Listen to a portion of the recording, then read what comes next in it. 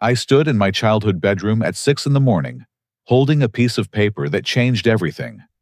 The note from my parents read, "Thanks for clearing our debt. We didn't want to live with a loser." The house was completely empty. My mother, Sarah, and father, Robert, had vanished overnight. I had just spent my entire life savings of $240,000 to save their home from foreclosure.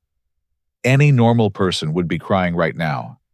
Instead, I started laughing uncontrollably, because what they didn't know was about to make this the biggest mistake of their lives. 3 months earlier, my world turned upside down when Mom called me sobbing. I was sitting in my Austin office reviewing code for a major software project when her panicked voice broke through my concentration. "Louis, honey, we're going to lose the house," she cried into the phone. "Your father made some terrible investment decisions. We owe exactly $240,000 to creditors, and they're starting foreclosure proceedings next month." My stomach dropped. The house in Phoenix wasn't just property to me. It held every meaningful memory of my childhood. I could picture the massive oak tree in the backyard, where Dad helped me build my treehouse when I turned 8. That same yard hosted my high school graduation party, where neighbors and family celebrated my acceptance into college. The kitchen still smelled like Mom's apple pie from countless Sunday dinners. "How did this happen?" I asked, my voice barely steady. "Robert got involved with some cryptocurrency investments," Mom explained between sobs. "He thought he could make us wealthy, but everything crashed. Now these creditors are demanding payment immediately, or we lose everything." Dad's voice came through faintly in the background, but I couldn't make out his words. That should have been my first warning sign. Throughout our conversation, he remained almost completely silent, only occasionally mumbling agreement with Mom's statements. "I don't know what we're going to do," Mom continued. "This house is the only thing we have left. If we lose it, we'll be homeless at our age." My heart ached, hearing her desperation. My parents had always taught me the importance of family loyalty and helping those in need. They'd sacrificed so much to raise me, working multiple jobs, to pay for my college education, and supporting my dreams of becoming a software engineer. "Mom, don't worry," I said immediately. "I've been saving for years to buy my own place here in Austin. I can liquidate everything and help you." "Oh, Louis, we couldn't ask you to do that," she protested, but I could hear the hope creeping into her voice. "You're not asking. I'm offering. Family comes first." That evening, I called my girlfriend Amanda to tell her about my decision. We'd been together for 2 years and had started discussing marriage. The money I was planning to spend represented our future together. "Louis, are you absolutely sure about this?" Amanda asked, her voice filled with concern. $240,000 is your entire life savings. Maybe you should verify this debt situation before you do anything drastic. "Amanda, these are my parents. They raised me and gave me everything. I can't let them become homeless." "I understand that, but something feels off about this whole situation. Why didn't they mention financial problems before? And why is your dad being so quiet during these conversations?" I dismissed her concerns as overthinking. "You don't know my parents like I do. They're proud people who probably struggled with asking for help." My coworker Jake expressed similar doubts the next morning. "Dude, you need to see actual documentation before you hand over that kind of money. Ask for bank statements, creditor letters, something official." "Jake, I appreciate the advice, but this is family. They wouldn't lie to me about something this serious." Over the following week, I liquidated my investment accounts, taking significant losses due to early withdrawal penalties. I applied for a personal loan to cover the remaining amount, using my excellent credit score and steady income as leverage. The process was emotionally draining, watching years of careful financial planning disappear. Mom called daily with updates that increased my sense of urgency. "The creditors are getting more aggressive," she'd report. "They're threatening to start legal proceedings immediately." Each conversation made me more determined to help them. I couldn't bear the thought of my parents losing their dignity and security because of one bad financial decision. Finally, I had assembled the full amount. I took a long weekend off work and drove the 3 hours from Austin to Phoenix, my car loaded with cashier's checks and bank documentation. The familiar desert landscape should have been comforting, but anxiety twisted my stomach as I approached their neighborhood. When I pulled into the driveway, something immediately struck me as wrong. Through the front windows, I could see brand new furniture in the living room. A massive flat-screen television dominated one wall, and expensive-looking leather chairs replaced the old fabric sofa I remembered from childhood. I rang the doorbell, and Mom answered wearing a designer dress I'd never seen before. Diamond earrings sparkled from her ears, and her nails looked professionally manicured. "Louis, you're here," she exclaimed, hugging me tightly. "Did you bring everything?" "Yeah, I have all the money," I replied, still staring at her appearance. "But Mom, where did all this new stuff come from? If you're facing foreclosure, why are you buying luxury items?" Her smile faltered slightly. "Oh, these old things. We've had them stored in the garage for years.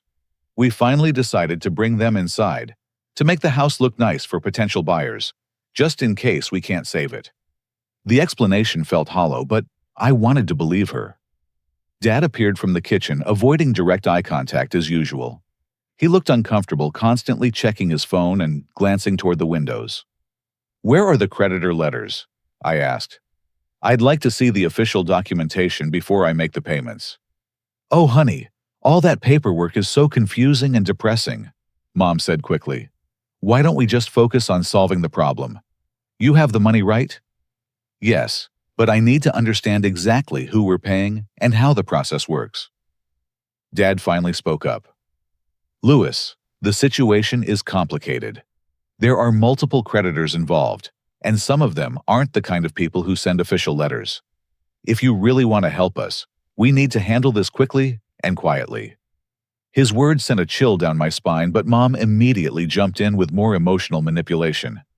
"Please, Louis, every day we wait makes things worse. These people are threatening us, and I'm scared. I just want this nightmare to end." Looking at my mother's tears and my father's obvious distress, I pushed aside my doubts.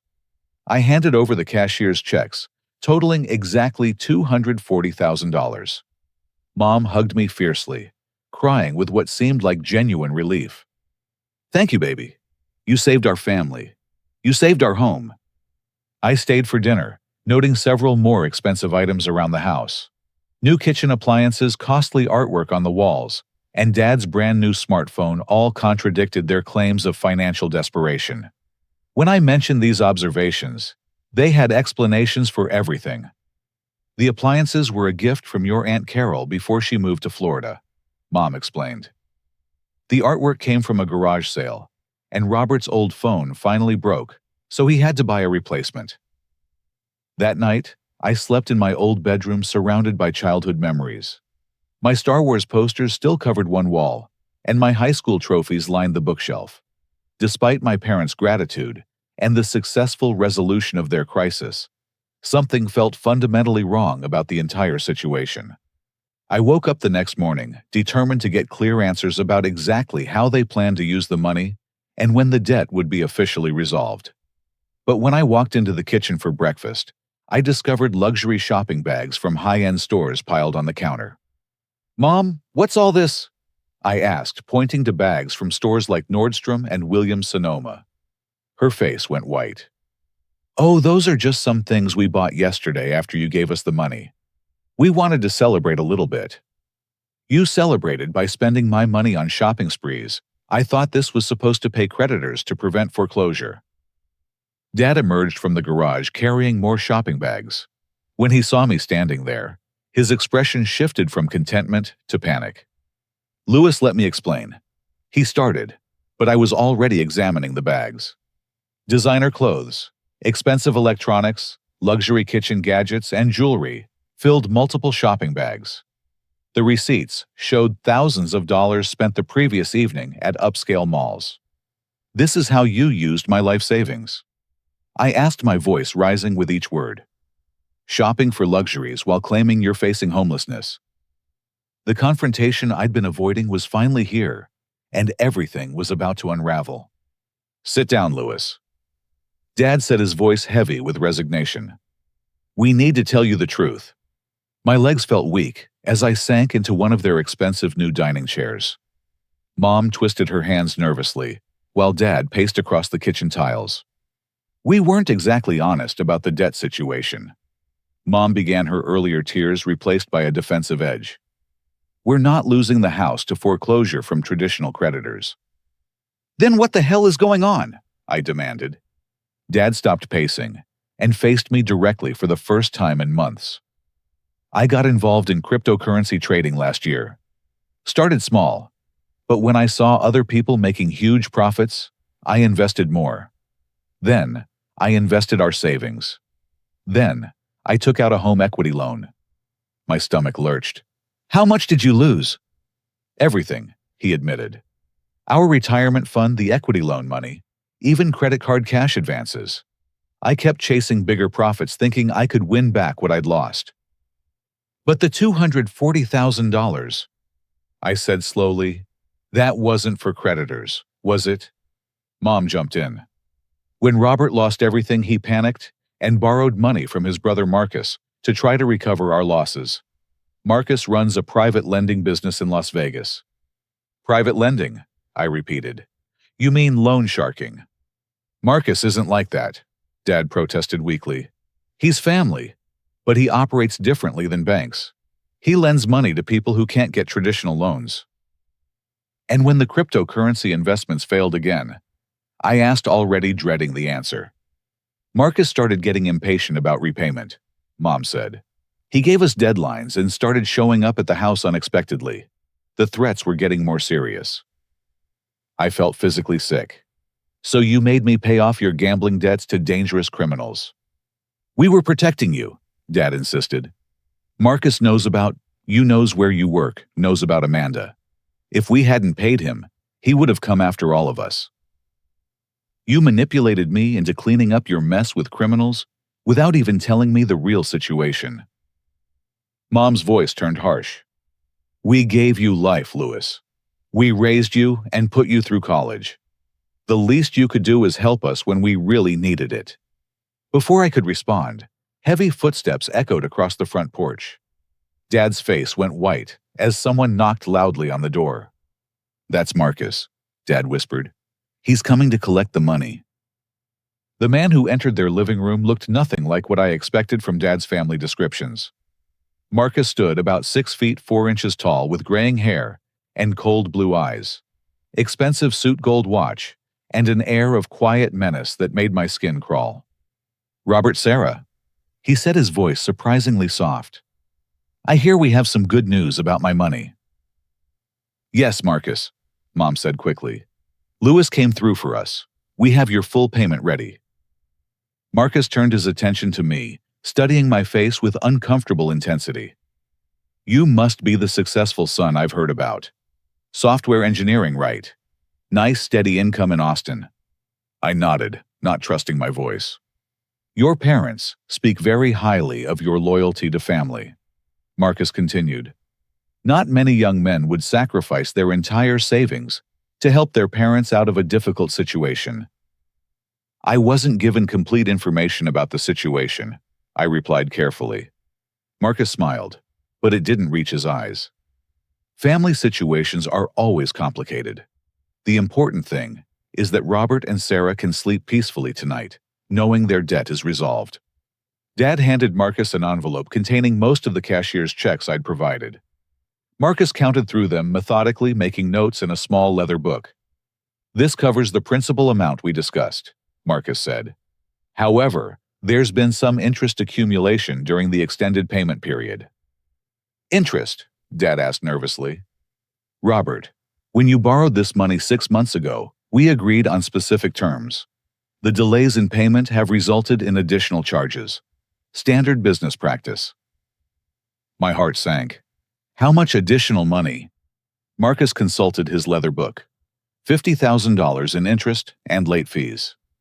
"We don't have another $50,000, Mom said, panic creeping into her voice. Marcus's smile widened. Well, fortunately, Lewis here seems to be a very resourceful young man. I'm sure we can work something out. I already gave them everything I have, I protested. Credit cards, personal loans, family friends, Marcus suggested casually. There are always options for someone with your education and earning potential. The implication was clear. This wasn't a request. I need time to figure something out, I said. Of course, 48 hours should be sufficient. Robert has my contact information. After Marcus left, I called Amanda immediately. I need you to drive down here tonight. The situation is much worse than I thought. What's wrong? Did something happen with the house payment? My parents have been lying to me about everything. They're involved with dangerous people and I'm in way over my head. Amanda arrived 3 hours later, and I explained the real situation. Her reaction was immediate and intense. Lewis, we need to leave right now, she said. These people will destroy your life. I can't just abandon my parents. Your parents manipulated you into paying their gambling debts to criminals. They've been lying to you for months, and now you're being threatened by loan sharks. This isn't about family loyalty anymore. This is about survival. That evening, I couldn't sleep. I wandered through the house looking at childhood photos and remembering happier times. In my old bedroom, I found boxes of my belongings that had been carelessly shoved into closets. School awards, sports trophies, and personal mementos were thrown together without care. Around midnight, I heard my parents talking in their bedroom. Their voices carried through the thin walls, and what I heard made my blood run cold. As soon as Lewis pays Marcus the additional $50,000, we need to execute our plan, Mom was saying. Are you sure about the realtor? Dad asked. Everything is arranged. The house will be listed tomorrow, and we can close within 2 weeks. The market is hot right now, so we should get close to asking price. And Lewis? Lewis will figure out his own life. We're not responsible for a grown man's problems. Once we get to Mexico, we can start fresh without constantly worrying about being a burden to him. I stood frozen in the hallway processing their words. They weren't just planning to take my money. They were planning to sell the house immediately afterward and leave the country, abandoning me completely. The family home I'd sacrificed everything to save was going to be sold anyway, and my parents were planning to escape with the proceeds while leaving me financially ruined and still owing money to dangerous criminals. I spent the rest of that night sitting on the back porch, staring at the oak tree, where my childhood treehouse used to be. The structure had been torn down years ago, but I could still see the faint marks on the bark, where Dad had helped me nail the wooden planks. When morning came, I confronted my parents directly about their conversation I'd overheard. So you're planning to sell the house and move to Mexico? I asked over breakfast. They exchanged guilty glances before Mom attempted damage control. Lewis, you must have misunderstood what you heard. We were just discussing hypothetical options in case the situation with Marcus gets worse. You have a realtor lined up and closing dates planned. That's not hypothetical. Dad set down his coffee cup with shaking hands. Son, you need to understand our position. Even if we pay Marcus the additional $50,000, there's no guarantee he won't come back asking for more money. We need an exit strategy. An exit strategy that involves abandoning your son after he's given you everything he has. You're 32 years old, Mom said, her voice turning sharp. You have a good job, you're smart, and you'll recover financially. We're in our 60s with no retirement savings and dangerous people threatening us. We have to think about our own survival. What about my survival? I'll be hundreds of thousands of dollars in debt because of your lies. Dad actually laughed bitterly. Lewis, you make good money in the tech industry. You can recover from this. We can't recover from being killed by loan sharks. The conversation was interrupted by Amanda, emerging from the guest bedroom. She'd heard enough of our argument to understand the situation completely. Sarah and Robert, she said, addressing my parents formally, I want you to understand something clearly. You've manipulated your son into financial ruin to cover your irresponsible gambling debts. Now you're planning to abandon him while he faces threats from criminals. That makes you terrible people." Mom's face flushed with anger. "Amanda, you don't understand family dynamics. Louis has always been dramatic about money. He'll be fine." "He'll be fine," Amanda's voice rose. "He liquidated his entire future to save you, and you're calling him dramatic." "This is a family matter," Dad interjected. "You're not family." "Thank God for that," Amanda shot back. "Because apparently, being family means being a manipulative parasite." The hostility in the room was suffocating. I realized Amanda was right about everything, but I still felt trapped by obligation and guilt. These were my parents, despite their betrayal. Around noon, my childhood friend Tommy stopped by unexpectedly. He lived 2 streets over and had maintained contact with my parents over the years. "Louis, good to see you, man," Tommy said, embracing me warmly. "I heard you were helping your folks with some financial trouble." "Something like that," I replied carefully. Tommy's expression grew serious. "Actually, I wanted to talk to you about that. Your dad approached my parents last month asking if they could lend him money. Told them some story about needing to help a sick relative in California." I stared at Tommy in shock. "He tried to borrow money from your family, too." "Yeah, about $20,000. My dad said no because the story didn't add up, but it made us all pretty uncomfortable. Robert got really angry when they declined and started saying nasty things about how nobody cares about family anymore." This revelation hit me like a physical blow. My parents hadn't just manipulated me. They'd been working multiple angles trying to extract money from anyone who would listen. "There's more," Tommy continued reluctantly. "After my parents said no, your mom started spreading stories around the neighborhood about how selfish you were for not helping them sooner. She told Mrs. Henderson that you were making them beg for assistance while you lived comfortably in Austin." My parents had been bad-mouthing me to neighbors while simultaneously manipulating me into giving them everything I had. The depth of their deception was staggering. That afternoon, while my parents were meeting with their realtor, I wandered through the house looking for any remaining connections to my childhood. In the garage, I found boxes of my old belongings, thrown carelessly among gardening tools and Christmas decorations. My high school yearbooks were water-damaged from being stored on the concrete floor. My college degree had been removed from its frame and crumpled at the bottom of a cardboard box. Photos of family vacations and school events were scattered loose, many torn or bent beyond repair. They'd thrown away my childhood without even the courtesy of asking if I wanted any mementos. Everything that represented my history and identity had been discarded like garbage. When my parents returned from their realtor meeting, their mood was celebratory. They were laughing and making plans, obviously pleased with whatever arrangements they'd made. "How did the meeting go?" I asked, though I already suspected the answer.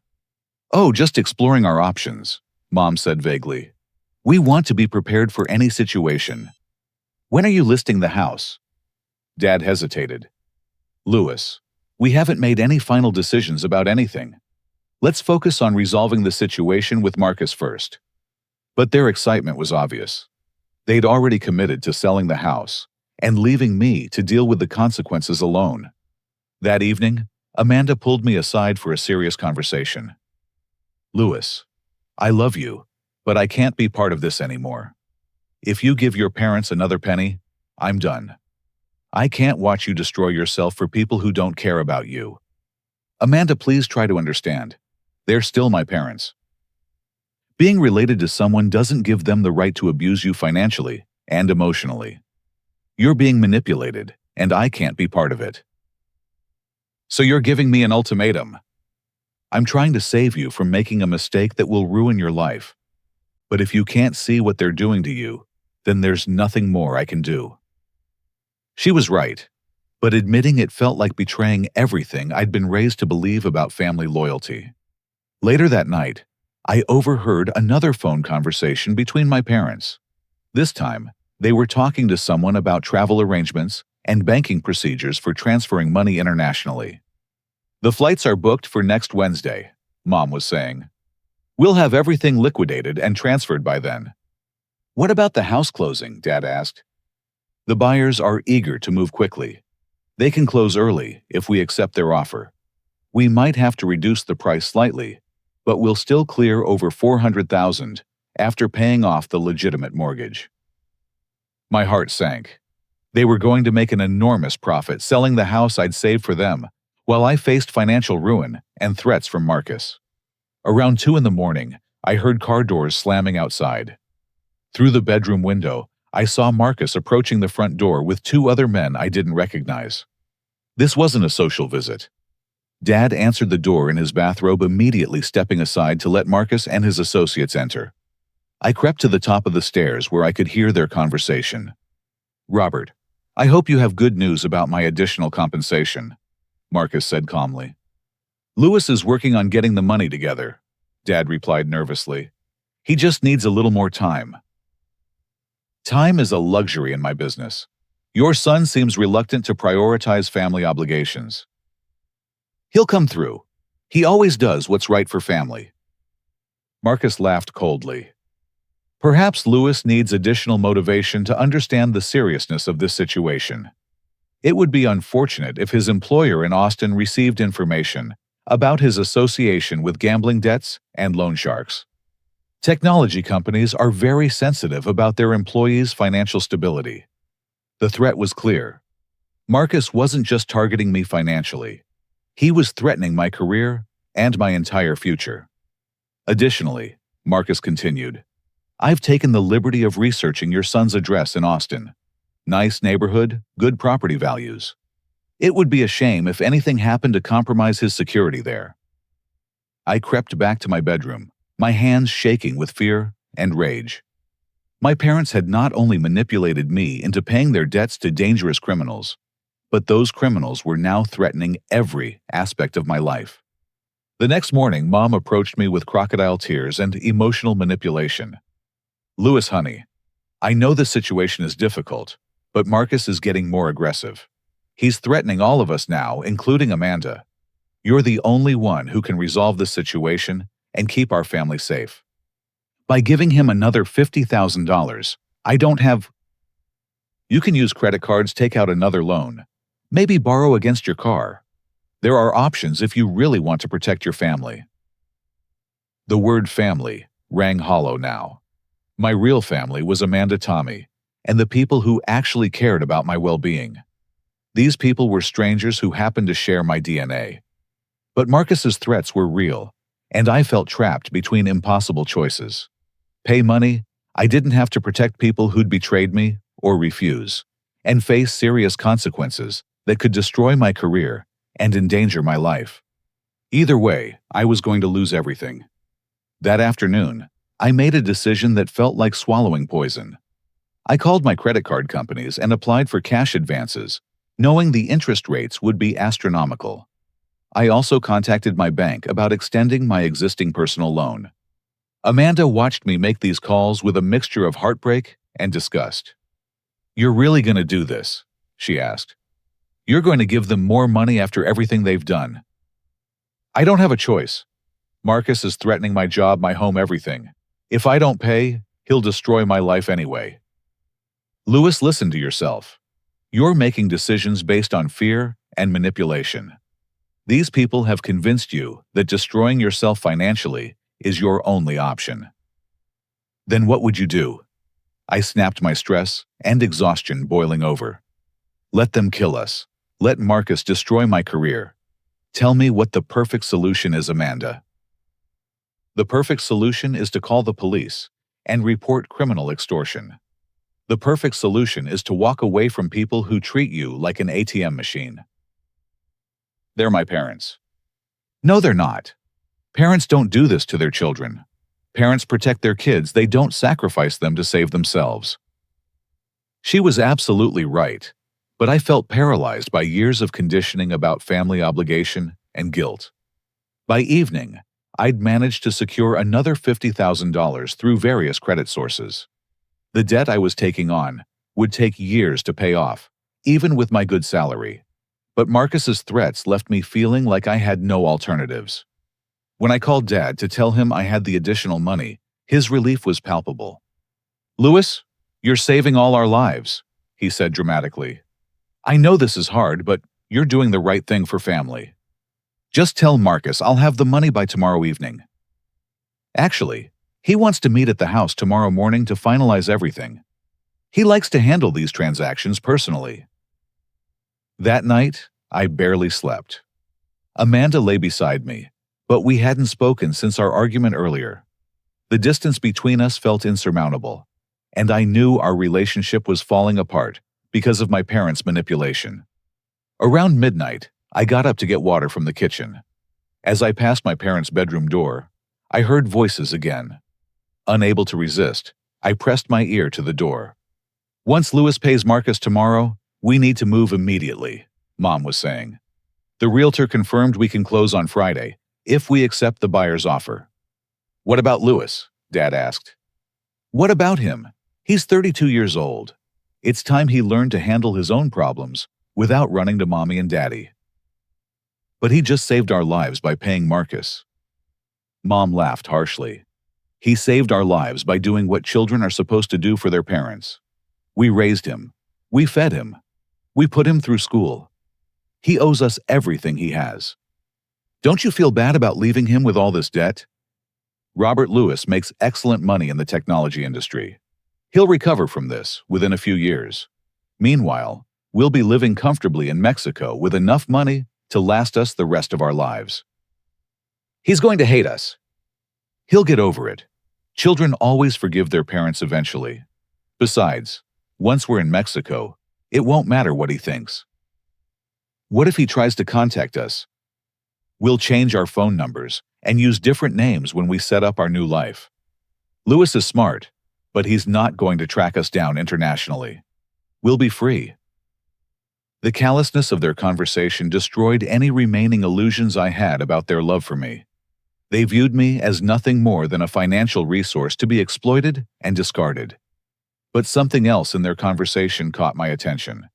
They kept mentioning specific details about their Mexico plans that sounded far more advanced than casual discussions. This wasn't a backup plan. This was an operation they'd been planning for months. The next morning, Marcus arrived with the same two associates as before. This time, they brought briefcases and official-looking paperwork. "Louis," Marcus said, extending his hand for a handshake, "I appreciate your commitment to resolving this family situation." I handed him the envelope, containing the additional $50,000. He counted through the bills methodically, while his associates watched the windows and doors. "This completes the financial obligation," Marcus announced. "However, there's one additional matter we need to address." My blood ran cold. "What additional matter?" Marcus opened one of the briefcases and removed several documents. "Your parents signed a personal guarantee that makes family members liable for any future defaults or complications. It's standard procedure in private lending." "What does that mean?" "It means that if Robert or Sarah default on any future obligations or disappear without maintaining contact, their family members become responsible for ongoing fees and administrative costs." Dad stepped forward. "Marcus, we never discussed anything about ongoing obligations. Louis paid our debt in full. Robert, you signed documentation accepting responsibility for your family's welfare in connection with this debt. That responsibility doesn't end just because the principal amount has been paid." Marcus handed me a document with my parents' signatures at the bottom. The legal language was dense and confusing, but the meaning was clear. They'd made me legally responsible for any future problems related to their debt. "This is illegal," I protested. "You can't hold me responsible for contracts I didn't sign." Marcus smiled coldly. "The beauty of family guarantees is that they don't require the family member's consent. Your parents had the legal authority to obligate you when they accepted the original loan terms. That's not how legal contracts work. Perhaps you should consult with an attorney. In the meantime, I suggest you maintain regular contact with your parents and ensure they don't engage in any activities that might create additional obligations." The threat was obvious. If my parents disappeared or broke contact, Marcus would use me as a permanent source of ongoing payments. After Marcus left, I confronted my parents about the documents they'd signed. "Did you know you were making me legally responsible for your debts?" Mom avoided eye contact. "The paperwork was very complicated. We didn't really understand all the technical details." "This is a blatant lie. You understood exactly what you were signing." Dad finally spoke up. "Louis, we were desperate. Marcus was threatening us, and we needed to give him reassurance that the debt would be honored. We never thought it would become a real issue. Because you were planning to disappear and leave me holding the bag." Their silence confirmed everything. That afternoon, I secretly set up a voice recording app on my phone. If my parents were planning to abandon me, I wanted evidence of their betrayal. During dinner, I steered the conversation toward their future plans. "So what happens now?" I asked casually. "Are you going to stay in Phoenix long term?" Mom and Dad exchanged glances before Mom answered. "We're considering our options. This situation with Marcus has been very stressful, and we might need a change of scenery." "What kind of change?" "Maybe somewhere with a lower cost of living," Dad said vaguely. "Somewhere we can relax and not worry about financial pressures." "Like where?" "We've always talked about retiring somewhere warm," Mom replied. "Maybe Arizona isn't the right place for us anymore." Later that evening, I left my phone recording while I went to take a shower. When I returned, I'd captured exactly what I hoped for. My parents were celebrating, calling me the stupidest kid alive, and laughing about their Mexico escape plan. They discussed selling the house immediately, transferring the money to international accounts, and starting their new life without their burden of a son. He actually believed we were in danger. Mom was saying her laughter cruel and heartless. The poor baby thought he was saving his family. "The look on his face when he handed over that money," Dad replied, "like a puppy trying to please its owners. He has no idea what's really happening." By next week, we'll be sipping drinks on a beach in Cancun, while he figures out how to pay off $300,000 in debt. "Do you think he'll try to find us?" "Louis doesn't have the spine for that. He'll cry about it for a while, then accept his fate and move on. That's what he's always done when life gets difficult." "Should we feel bad about this?" "Feel bad, Robert. We gave that boy life. We raised him and educated him. If he can't handle helping his parents achieve financial security, then he's not the man we thought he raised." The recording was devastating. Not only did it confirm their plans to abandon me, but it revealed the depth of their contempt for my love and loyalty. That night, Amanda approached me with her final ultimatum. "Louis, I'm leaving tomorrow morning. I can't watch you destroy yourself for people who despise you. If you want to save our relationship, you'll come with me and cut contact with your parents permanently." "Amanda, I can't just abandon them even after everything they've done." "You're not abandoning them. They're abandoning you. They've already made their choice, and you're the only one who doesn't see it." "What if you're wrong? What if they really do need my help?" "Then you'll find out when they've taken everything you have and left you with nothing." She was absolutely right, but I couldn't bring myself to admit it. The thought of completely cutting ties with my parents felt like abandoning everything I'd been taught about family and loyalty. Amanda packed her belongings that night and left early the next morning without saying goodbye. Watching her drive away felt like losing the last real relationship I had in the world. Later that morning, I woke up to an empty house and a note on the kitchen counter that would change everything forever. The note was brief and brutal. "Thanks for clearing our debt. We didn't want to live with a loser. The house sale closes Friday. Don't try to contact us."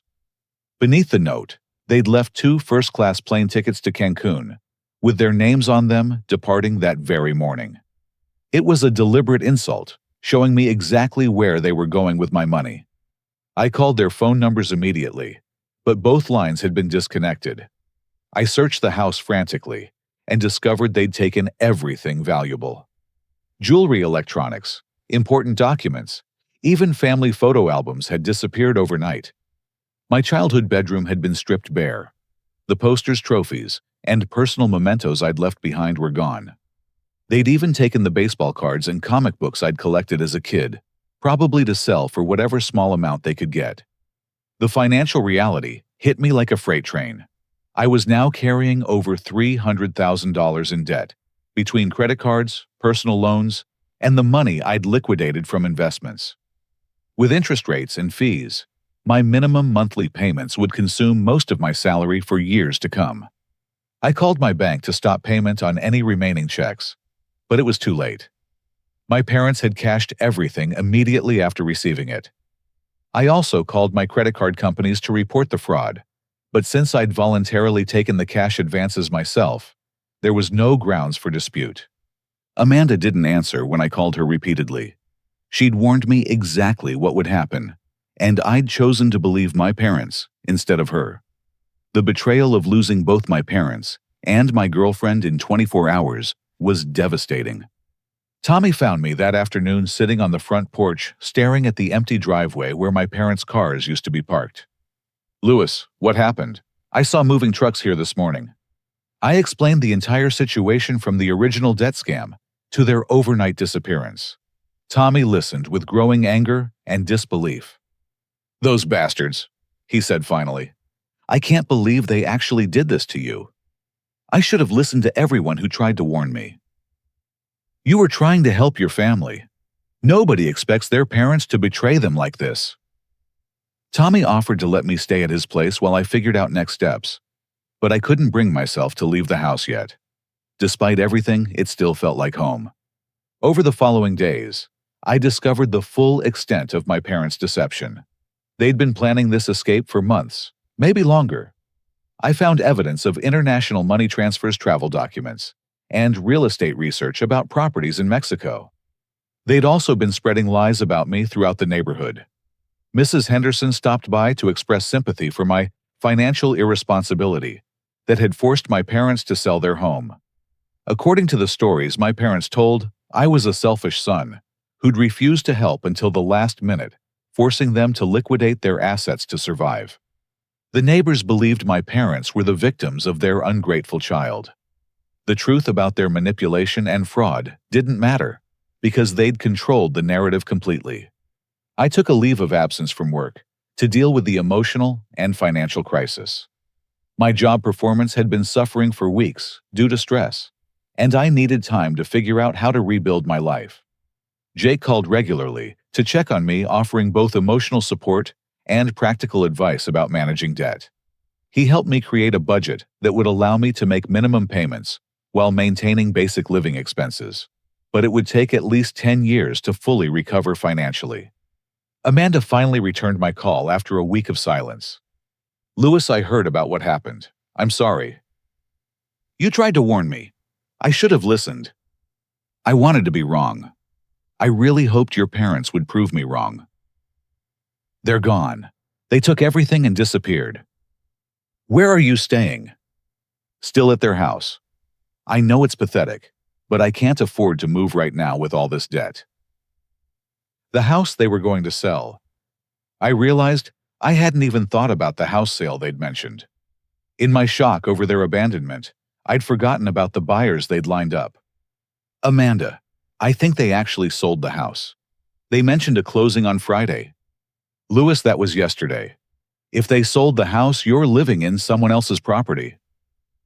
My blood ran cold. I'd been so focused on my emotional trauma that I'd ignored the practical reality of my situation. If my parents had actually completed the house sale before disappearing, I was now trespassing on property that belonged to new owners. I spent Saturday morning frantically searching through the paperwork my parents had left behind, looking for any information about the house sale. Most documents were missing, but I found a business card for their realtor tucked behind a drawer in the kitchen. When I called the realtor's office, the news was worse than I'd feared. "Mr. Thompson, your parents completed the sale yesterday morning before flying out of town. The new owners are expecting to take possession on Monday. They sold the house without telling me. I assumed they'd discussed the arrangement with you. They mentioned you'd be moving out over the weekend." "Where are the new owners?" "They're a retired couple from Minnesota who wanted to close quickly so they could start their new life in Arizona. They seem like lovely people." I had 48 hours to figure out where to live while carrying crushing debt and no savings. My parents had not only stolen my money, but left me homeless as well. That Sunday evening, while I was packing my remaining belongings into my car, I decided to search the basement one final time for anything I might have missed. Among old Christmas decorations and gardening tools, I found a metal box hidden behind the water heater. The box was locked, but I recognized it from my childhood. It had belonged to my grandfather William, who died when I was 15. He'd been a kind, wise man who'd always treated me with genuine love and respect.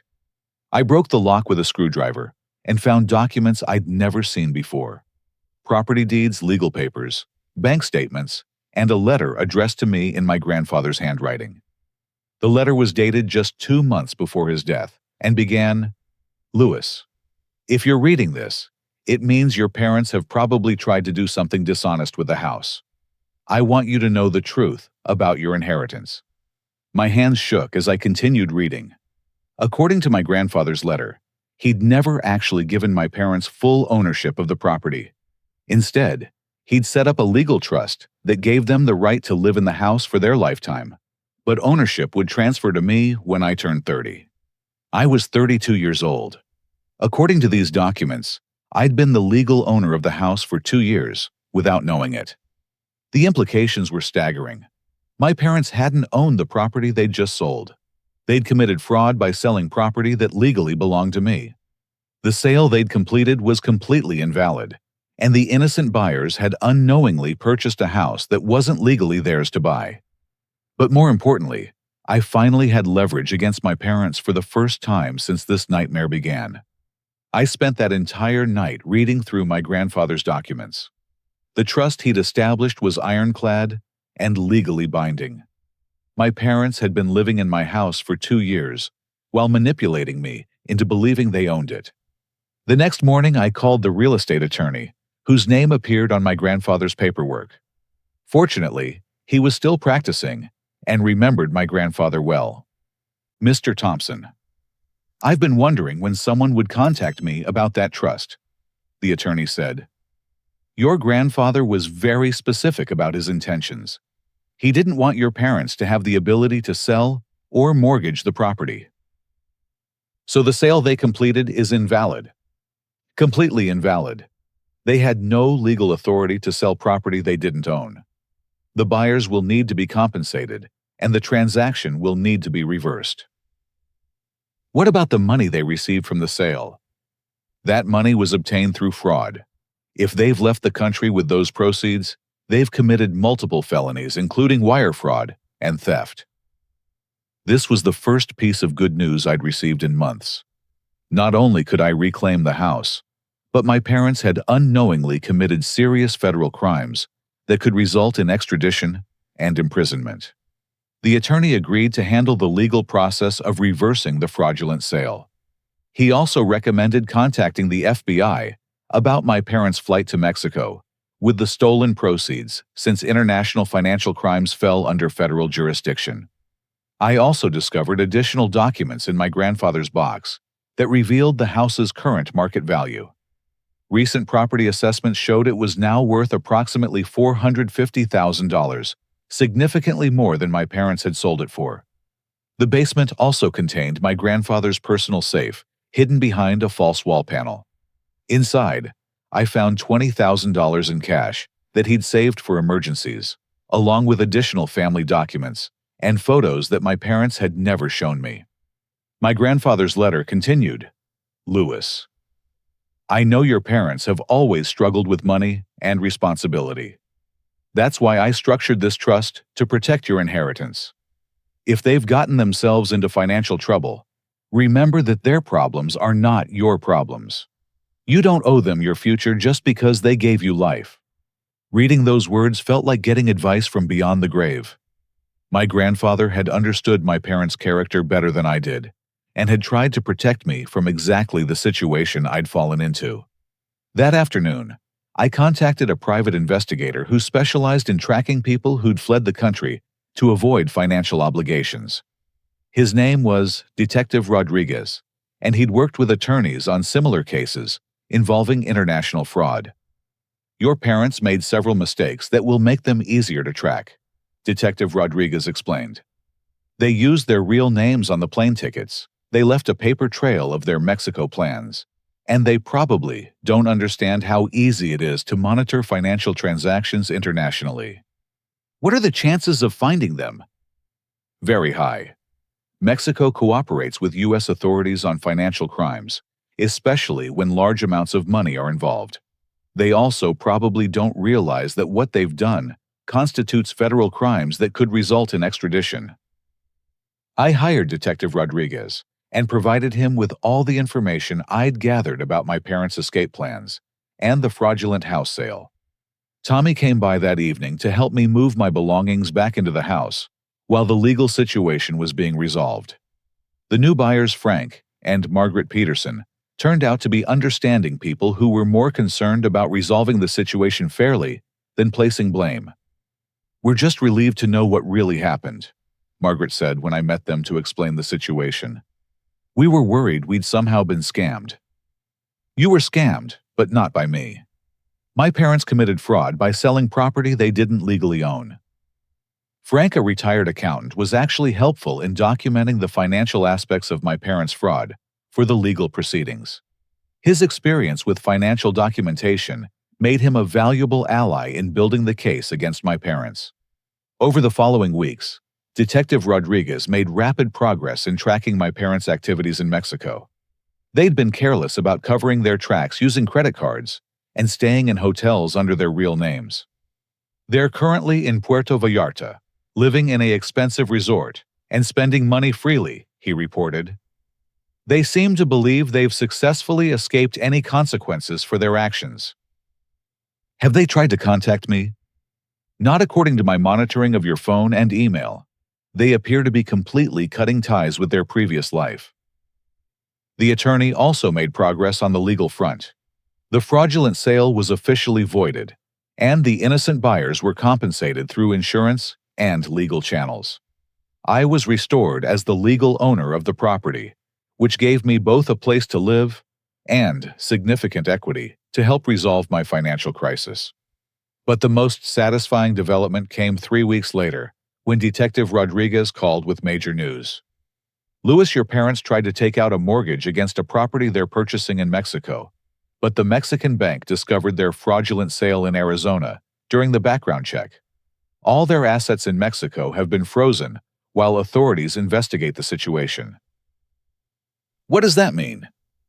It means they're stranded in Mexico with no access to the money they stole from you. The Mexican authorities are cooperating with the FBI, and extradition proceedings have been initiated. So they're going to be arrested? It's very likely. International financial fraud is taken seriously by both governments, especially when the amounts involved are this substantial. For the first time since this nightmare began, I felt like justice might actually be possible. A few days later, my parents called me for the first time since their disappearance. Their voices were panicked and desperate. "Louis, we need your help," Mom said immediately. "We're having some legal problems in Mexico, and our accounts have been frozen." "What kind of legal problems?" "It's just a misunderstanding about some paperwork, but we can't access our money until it's resolved. We need you to wire us some cash to cover our expenses while we sort this out." I almost laughed out loud. After abandoning me with massive debt and calling me a loser, they were now asking me to send them money. "How much money do you need?" I asked, playing along. "Just a few $1,000s to cover hotel and legal expenses. It's temporary." "Mom, I'm a little confused. When you left, you called me a loser and said you didn't want to live with me anymore. Now you're asking for my help." "Louis, that note was written when we were very stressed and upset. We didn't mean those things. We're your parents, and we love you." "If you love me, then explain why you sold my house and stole the proceeds." The silence on the line was deafening. Dad finally spoke up. "Louis, what are you talking about? We sold our house to pay our debts and start a new life. Dad, the house never belonged to you. Grandpa William left it to me in a trust. You've been living in my house for 2 years, and you committed fraud by selling property you didn't own." That's impossible. We've owned that house for decades. I have all of Grandpa's legal documents. The trust is valid, and the sale has been voided. You're wanted by the FBI for international financial fraud. Another long silence. Louis. Mom said, her voice turning cold. We're your parents. If you turn us into authorities, you'll regret it for the rest of your life. I didn't turn you in. You turned yourselves in by committing federal crimes and fleeing the country with stolen money. We need you to help us resolve this situation. I helped you resolve your situation by giving you $290,000 of my money. You repaid me by calling me a loser and abandoning me. Now, you're facing the consequences of your choices. Louis, please. Mom, let me give you some advice. When Mexican authorities arrest you for financial fraud, don't call me for bail money. I'll be too busy not living with losers. I hung up the phone and smiled for the first time in months. 6 weeks later, my parents were arrested by Mexican authorities and extradited to the United States to face federal charges of wire fraud, interstate financial crimes, and elder abuse. The case attracted media attention because of the unusual circumstances and the large amount of money involved. I worked closely with federal prosecutors to provide evidence of my parents' manipulation and fraud. The recordings I'd made of their private conversations proved crucial in demonstrating their intent to defraud me and flee the country. The legal proceedings also revealed the full scope of their deception. They'd been planning this escape for over a year, researching international banking laws and establishing offshore accounts. I wasn't their victim. I was their carefully planned target. Detective Rodriguez discovered they'd attempted similar scams with other family members and friends before focusing on me as their primary source of money. They'd viewed their own son as nothing more than a financial resource to be exploited. The house situation was resolved completely in my favor. The property was legally mine valued at $450,000 and had no legitimate debts against it. I used $20,000 from my grandfather's hidden emergency fund to stabilize my finances while waiting for the legal system to recover the stolen money. Amanda called me during the week of my parents' arrest. She'd been following the news coverage and wanted to check on my well-being. Louis, I saw the news about your parents. How are you handling everything? I'm doing better than I have in months. It turns out you were right about everything. I'm sorry I had to be right. I really wanted your parents to prove me wrong. Amanda, I owe you an apology. You tried to save me from this situation, and I chose to believe their manipulation instead of your honesty. You were trying to help your family. That shows the kind of person you are, even if they didn't deserve it. We met for coffee the following week, and I explained everything that had happened since her departure. She listened with a mixture of sadness and relief that the truth had finally emerged. What happens now? She asked. I'm rebuilding my life based on honesty instead of guilt. I'm learning to set boundaries and recognize manipulation, and I'm hoping you might consider giving us another chance. Louis, I never stopped loving you. I just couldn't watch you destroy yourself for people who didn't care about you. I understand that now. I also understand that real family is built on love and respect, not blood relations and guilt. We decided to start dating again, but slowly giving me time to heal from the emotional trauma and rebuild healthy relationship patterns. Tommy became my business partner in converting the house into a rental property. We renovated the space and created a steady income stream that helped me pay off my remaining debt much faster than originally projected. I also started a support group for people dealing with financial abuse from family members. The experience taught me that emotional manipulation from relatives is more common than people realize, and victims often feel isolated and ashamed. The group met weekly in the living room where my parents had once manipulated me into giving them everything I had. Turning that space into a place of healing and support felt like the ultimate victory over their betrayal. My parents were eventually sentenced to 5 years in federal prison and ordered to pay full restitution for the money they'd stolen from me. They would also face civil lawsuits for the emotional distress and financial damage they'd caused.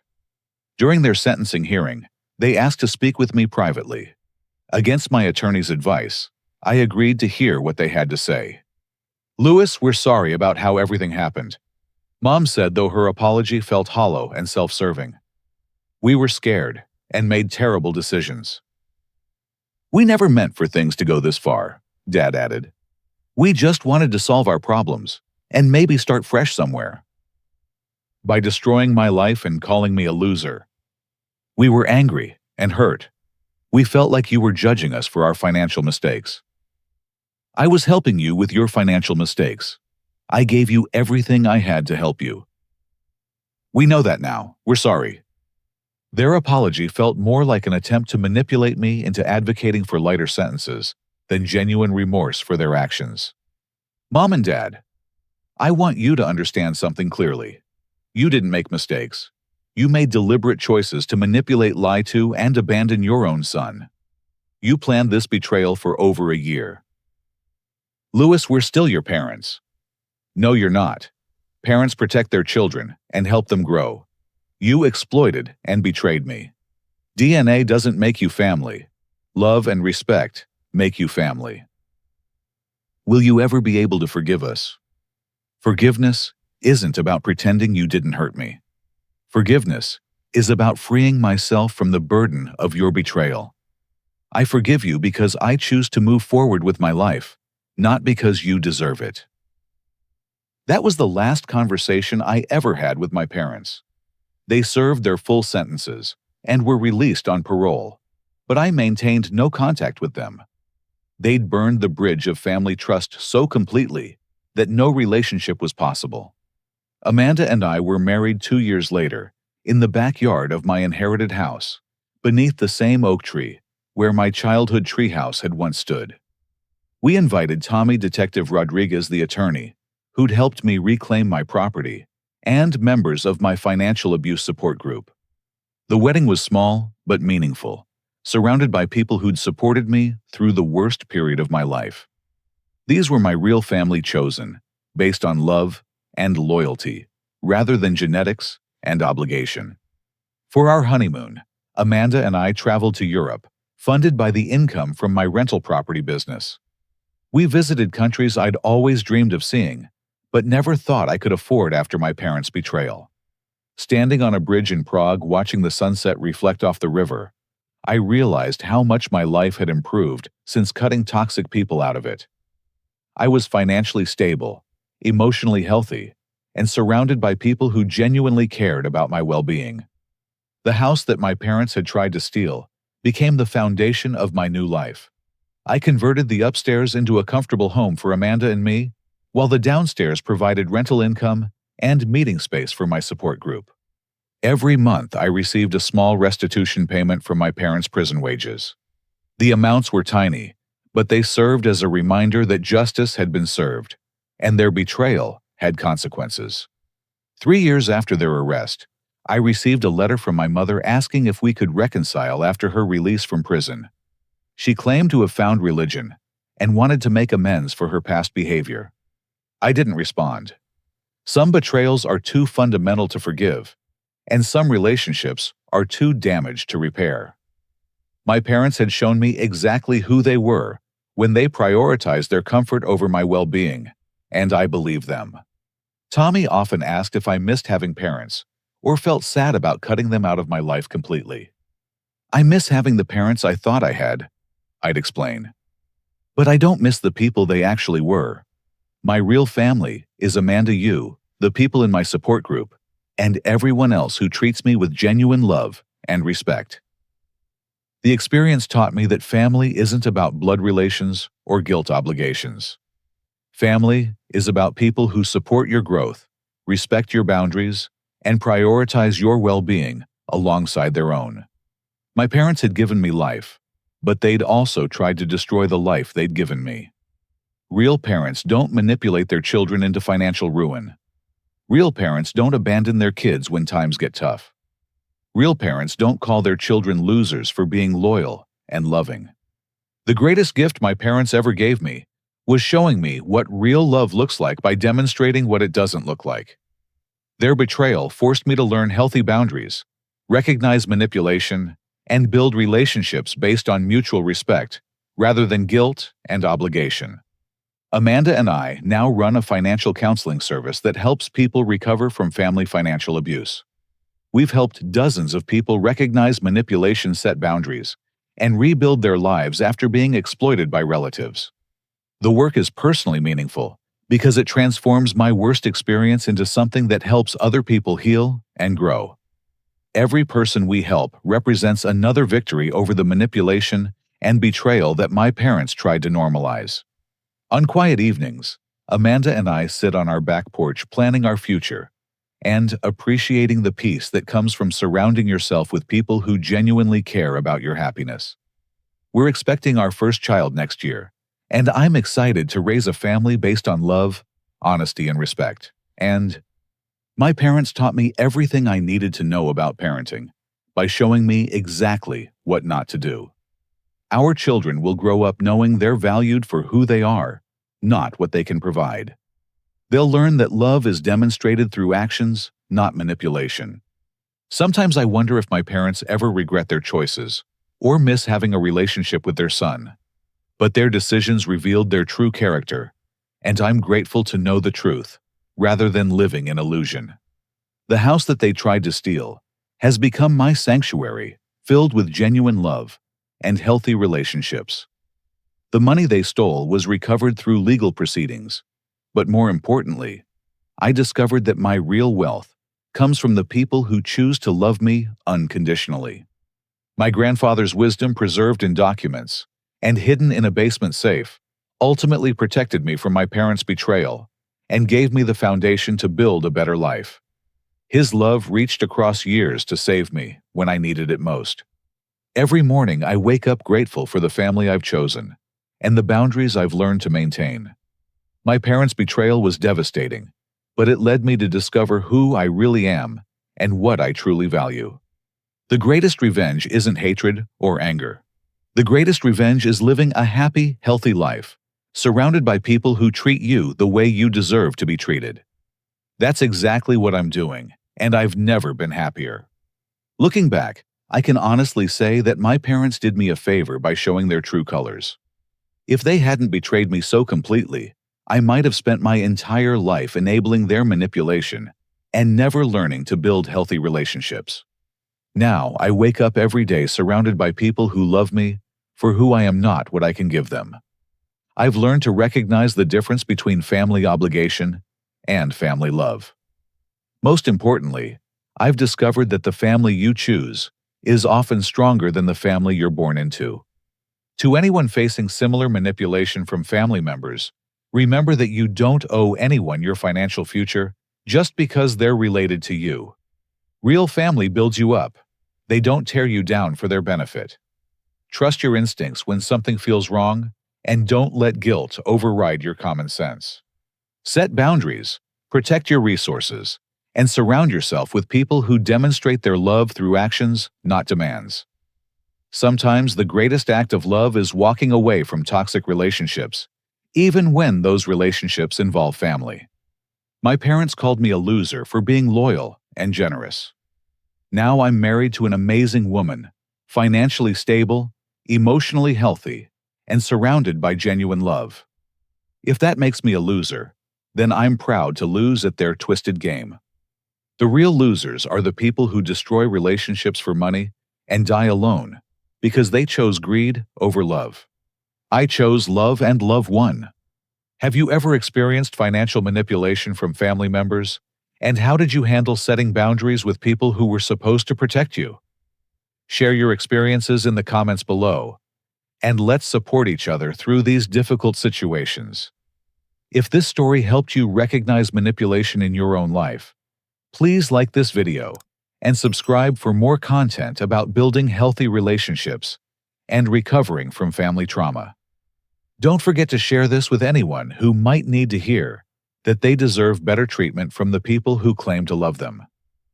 Thank you for listening to my story, and remember that your real family consists of people who want to see you succeed, not people who want to use you for their benefit. Until next time, Choose love over guilt. And choose people who choose you back.